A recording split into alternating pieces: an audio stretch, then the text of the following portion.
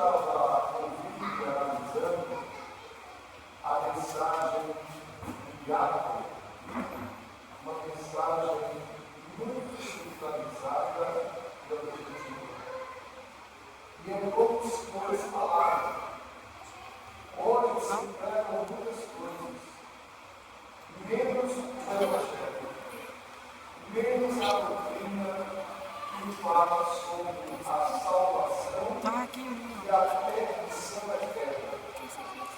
Estamos vivendo uma época no Brasil, principalmente no norte e no nordeste, aonde a mensagem clássica que todo pregador precisa anunciar estão sendo deixados de lado.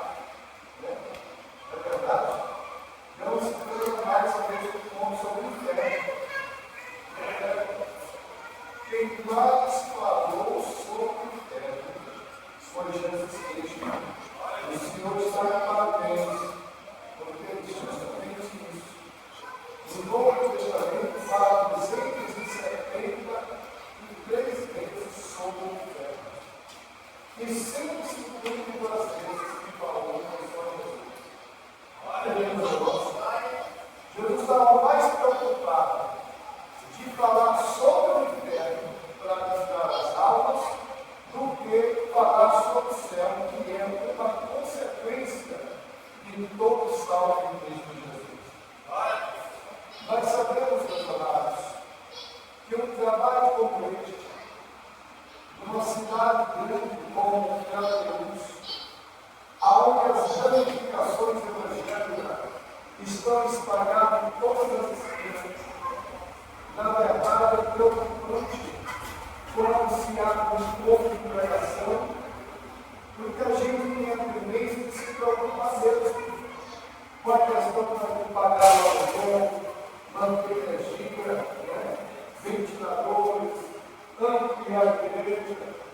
Quando se está iniciando um trabalho, e o trabalho conversa mesmo com a nossa família, como o senhor está aqui com a esposa, está aqui com a esposa, tem aqui os gatos, sempre tem outras pessoas, comentando com os filhos que estão viajando, mas todo o trabalho, como é iniciando, a gente se preocupa com os custos, porque tudo vai sair através da cooperatividade, da cooperação, da colaboração dos fiéis em ser ofertantes e dizimistas na casa do Senhor, para dar prosseguimento à obra de Deus. Uma cidade como Crateús, que você anda pelo centro, você vê igrejas, que até seu filho na igreja, nada contra a igreja, não tenho nada contra o ministério, pelo contrário. Eu sou um pastor, mas eu sou um pregador, independente de denominação. Para mim, como o Senhor disse, todos são irmãos em Cristo Jesus. E se eu puder fazer alguma coisa para cooperar com a obra, independente do ministério, aí estou eu para fazer. Porque a obra do Evangelho não está escrito somente a uma denominação, somente a um estado, a um país. Esta função de anunciar o Evangelho é uma função árdua, que só irão fazer esta função quem de fato tiver chamado para fazer a obra missionária, quem de fato tiver chamado, quem tiver vocação. A vocação é para ensinar e anunciar o Evangelho não é uma função só do pastor, do evangelista, do presbítero, do diácono. Não, do missionário. Esta é uma função que Cristo otorgou a todos os crentes, a todos que receberam o Evangelho. A gente lê na língua portuguesa e de pregar o Evangelho. Mas quando a gente vai ver na língua original, não diz e diz, é indo anunciar o Evangelho. Mostrando que a igreja nunca deverá estar parada. Hoje a gente sabe que são grandes desafios. Hoje o maior desafio de uma igreja, de um ministério, de um pastor, é pregar o Evangelho e enfrentar as redes sociais. Porque hoje você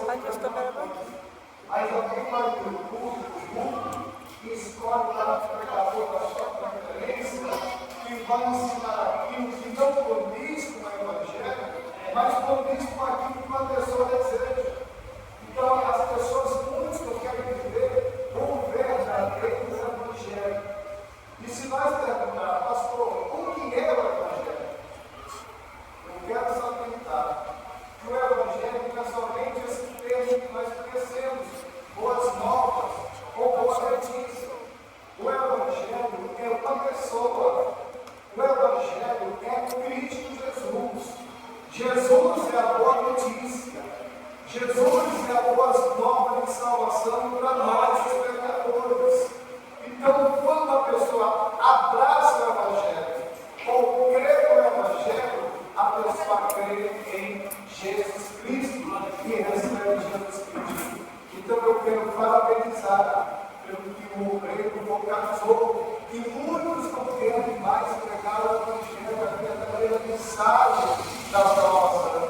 Porque hoje os homens e muitos estão batalhando a palavra de Deus, fazendo promessas que eles não poderão cumprir aos seres humanos. É verdade? Nós sabemos que só Deus cumpre a sua palavra.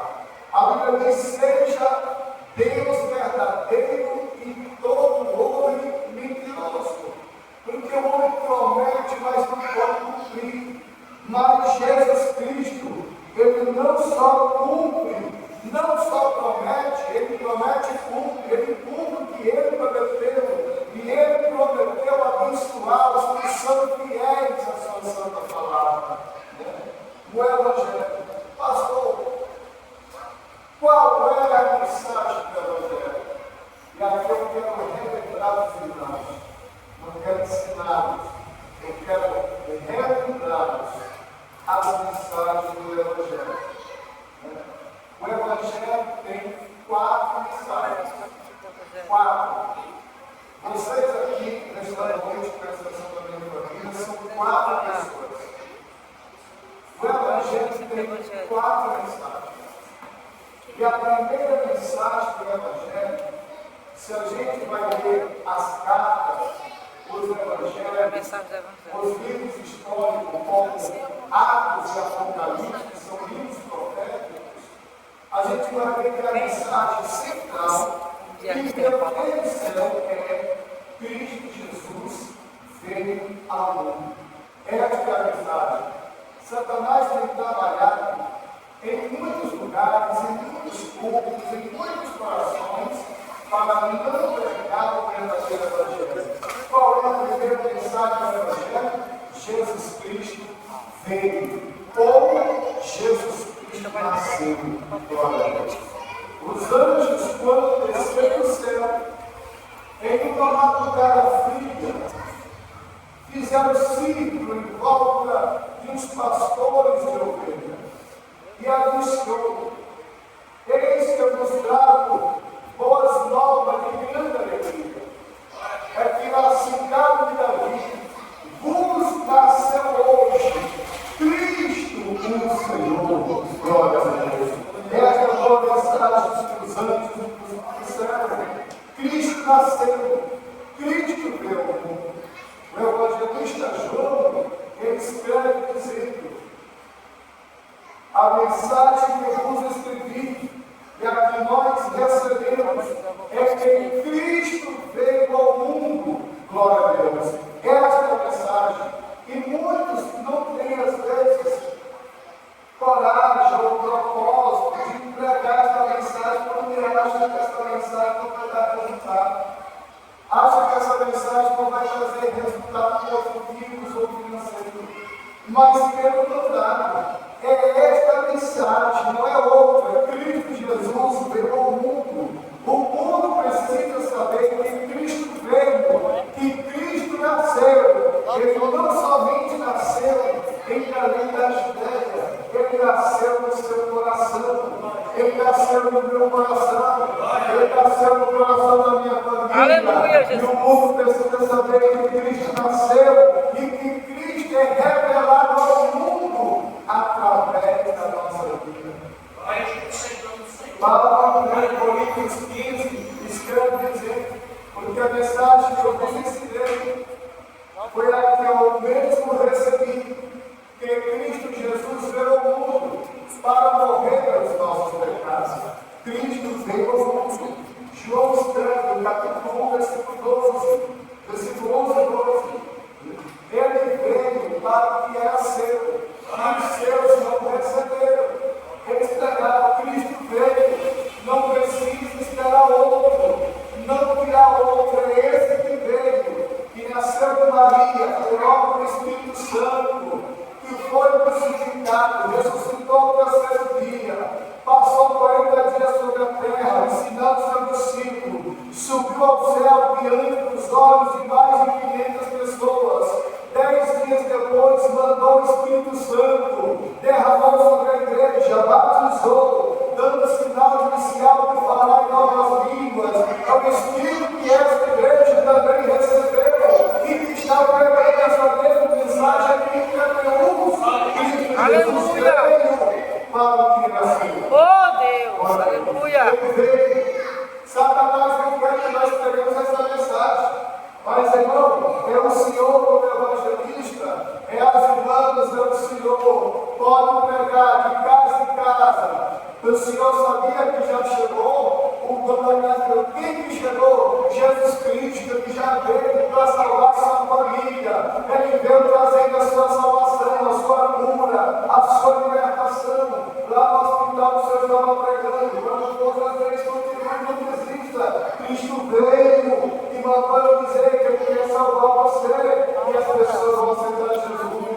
Começa um trabalho pequeno, dificultoso na verdade, mas vidas vão entrar por essas portas para ouvir de vocês que Cristo veio ao mundo e que habita no meio de vocês nesta terra. Glória a Deus. Esta é a primeira mensagem que Cristo veio ao mundo. A segunda mensagem que Cristo veio para o Evangelho traz é que Cristo morreu pelos nossos pecados. Paulo escreve, Cristo morreu pelos nossos pecados, segundo as Escrituras. Era necessário que o justo morresse pelos pecadores. O santo de Deus morresse pelos transgressores. Por causa da justiça de Deus, é que eu e os irmãos são considerados diante dos olhos de Deus como santos, como se nós nunca tivéssemos pecado, porque o sangue de Jesus, seu Filho, nos purificou de todo pecado. Foi necessário Jesus morrer. Estava profetizado que Deus estava preparando um cordeiro imaculado para morrer em nosso lugar. Cristo é o nosso substituto. Por causa da morte de Cristo, nós recebemos a vida. E por que ele morreu?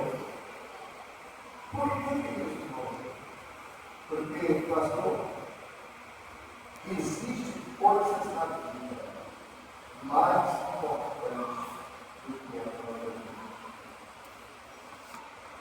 Existem coisas na vida mais importantes do que a própria vida. E para salvar nossa alma, nós fomos mais importantes aos olhos de Deus Pai. Nós somos tão importantes para Deus que João escreve, porque Deus amou o mundo de tal maneira que Ele deu o seu único Filho, para que todo aquele que nele crê não pereça, mas tenha a vida eterna. O propósito de Cristo morrer é para que nós, para que esta igreja alcançasse a vida eterna. Ele mesmo diz, que ouve as minhas palavras e crê naquele que me enviou, tem a vida eterna. Glória a Deus. Isso é um feito de propriedade de engano. Glorifique a Deus, glorifique o Senhor, glorifique porque você tem esse Deus, é um Deus de glória.